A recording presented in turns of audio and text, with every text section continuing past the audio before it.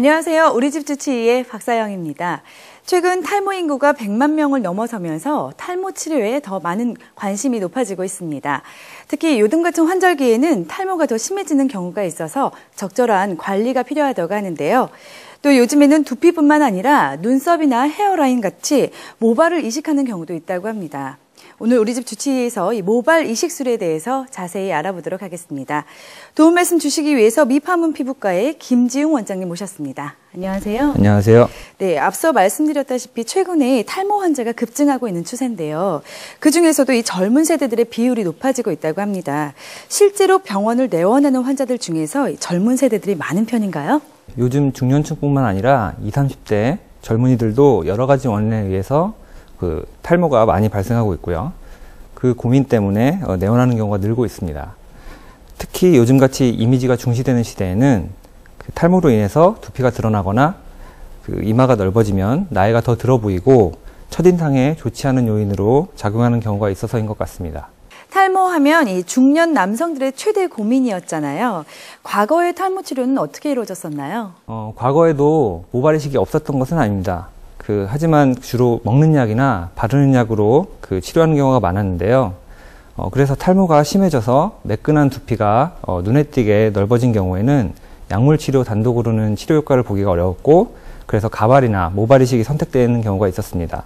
하지만 여기서 선택된 모발 이식이 주로 두피를 절개해서 대량으로 모발을 얻는 방식으로 수술이 이루어졌기 때문에 뒷머리 쪽에 흉터가 크게 남는 경우가 많았습니다. 그래서 탈모가 꽤 진행되는 경우에만 수술이 권유되었습니다. 그렇다면 최근에 이루어지고 있는 이 모발 이식은 어떻게 진행되고 있을까요?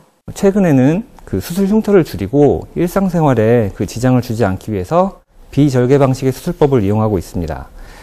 또 이 비절개 방식이 과거로부터 점점 더 발전을 거듭해서 채취와 이식을 간편하게 하기 위한 모발 채취 이식기가 개발되어 보급되고 있고요. 그래서 시간도 단축되고 생착률도 높아지고 있습니다. 그래서인지 최근에는 탈모 초기에도 소량의 모발 이식과 약물 치료를 병행을 해서 큰 효과를 보는 경우도 늘고 있습니다. 최근에 이루어지고 있는 비절개 모발 이식, 화면 보시면서 자세한 설명 부탁드리겠습니다. 비절개 모발 이식의 경우를 보시겠는데요. 우선 환자 면담을 통해 수술 계획을 세우고요. 수술을 시작하게 되면 마취를 한 후에 모발을 하나씩 채취합니다. 후두부의 모발을 짧게 자르고 소독하고 필요한 만큼 모발을 채취하게 되는데요. 이때 빠르고 안전하게 채취하기 위한 미세한 모근 채취기를 이용을 해서 채취를 하기 때문에 채취된 부위의 상처는 아주 작고 봉합이 필요 없습니다. 이후에는 모아진 모발을 분류해서 계획한 부위에 이식을 진행을 하는데요. 절개식과 비절개식의 차이는 이식 부위가 아니라 채취 부위에 있다고 할 수 있겠습니다.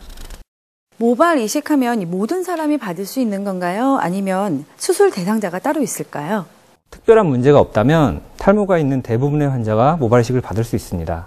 하지만 최상의 수술 결과를 얻기 위해서는 전문의에게 정확하게 탈모를 진단을 받고 현재와 과거의 병력, 그리고 검사실 소견, 그리고 약물 치료에 대한 반응 등을 검토한 후에 수술을 선택해야겠습니다. 또 탈모가 발생하기 전에 모발의 모양이나 환자가 원하는 기대치에 따라서 모발 이식 디자인과 심는 방법이 달라져야 하므로 충분한 상담을 통해서 맞춤형 수술을 받는 것이 좋겠습니다.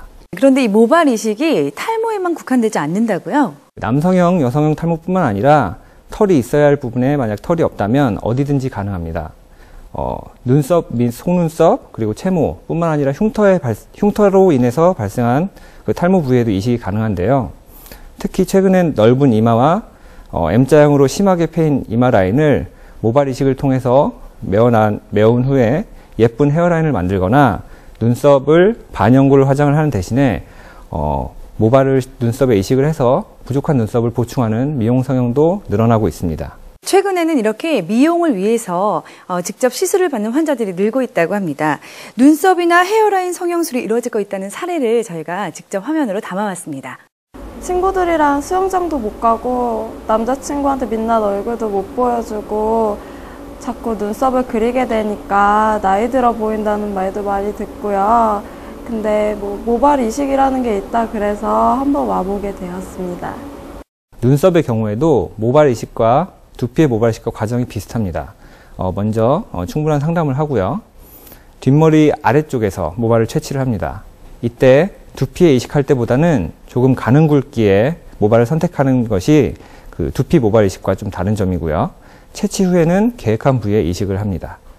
네, 이 여성분 말고도 또 좋아진 사례를 사진으로 준비하셨다고요? 수술 후의 경과가 어떤지 궁금한데요. 가장 처음 사진을 보시면 이것은 남성형 탈모의 경우이고요. 이식 후에 어느 정도 시간이 지나면서 모발이 풍성해지는 효과를 확인할 수가 있습니다. 다음 경우는 여성의 헤어라인 모발 이식 사진들인데요. 두 번째는 이마 모서리 부분을 메운 경우가 되겠고요. 세 번째는 전체 헤어라인을 교정한 경우가 되겠습니다. 마지막 두 케이스는 눈썹의 모량이 부족했던 여성과 남성의 경우가 되겠습니다. 시술 후의 결과가 궁금한데요. 어떤가요, 원장님? 시술 후의 경과는 수술 후 1, 2주 정도부터 이식모가 빠지기 시작을 해서 한 달 이내에 이식한 모발의 대부분이 빠지게 됩니다. 첫 3개월간은 모발 성장이 관찰되지 않는 것이 정상적인 과정이니까 걱정할 필요는 없고요. 그 이후로 1개월에 1cm씩 모발이 자라게 되므로 미용적으로 효과를 보기 위해서는 1년 정도를 기다려야 합니다. 이식된 모발이 처음에는 가늘고 부드럽지만 나중에는 점차 굵기를 회복해서 원래 존재했던 만큼의 굵기로 자라나게 되고요. 처음에 약간 곱슬거릴 수도 있지만 이런 것도 계속 자라면서 점차 원래의 형태를 갖추게 됩니다. 수술 전에 환자들이 가장 걱정하는 것이 바로 아프지는 않은지 또 안전한지 이런 거에 대한 걱정이거든요. 이 부분은 어떤가요? 통증은 그리 심하지 않습니다. 그 수술 전에 채취를 하는 공여부와 이식을 받는 수여부에 모두 부분 마취를 시행하기 때문에 마취 시에만 통증이 있을 수 있습니다. 만약 그 마취 시의 통증도 힘들어 하시는 분이라면 수면 마취를 선택할 수도 있고요. 수술은 최대한 안전한 방법으로 시행하기 때문에 마취제에 대한 과민증이 있다거나 심장질환이 있으신 분이 아니라면 안전성에 대해서는 걱정하실 필요가 없습니다. 수술 전후에 조심해야 할 점과 또 관리법에 대해서 있으면 말씀해 주시죠. 만약 수술 전에 복용하고 있는 약이 있으시다면 미리 알려주시는 게 좋고요. 머리는 짧게 자르지 않으시고 식사는 당일 가볍게 하신 후에 내려놓으시면 됩니다. 그 수술 후에는 아까 말씀드렸듯이 1, 2주 정도가 생착에 아주 중요한 기간이기 때문에 심한 운동은 삼가하시고요. 이식한 부위를 문지르거나 긁지는 않도록 합니다. 운동은 1, 2주 정도는 피하고요. 음주나 흡연은 수술 후 3일 이상 동안 하지 않는 것이 좋습니다. 끝으로 이 탈모 증상을 확인할 수 있는 자가 진단법이 있다면 어떤 것들이 있을까요? 네, 우선 첫 번째는 옛날 사진과 비교하기입니다. 과거 사진과 비교를 해서 앞이마가 넓어졌는지 비교를 해보는 거고요. 두 번째는 두발 당겨보기가 있습니다. 머리를 감고 나서 24시간이 지난 후에 엄지와 검지로 20여 개 이상의 모발을 잡은 후에 가볍게 잡아당겨서 5개 이상이 빠지면 탈모를 의심할 수가 있습니다. 그리고 세 번째는 모발 모으기가 있는데요. 3일 연속해서 자신이 빠진 머리카락을 모아봐서 하루에 80개 이상이 빠진 경우라면 탈모를 의심할 수 있겠습니다. 네, 오늘은 모발 이식에 대해서 함께 알아봤습니다. 도움 말씀 주신 미파문 피부과의 김지용 원장님 감사합니다. 감사합니다.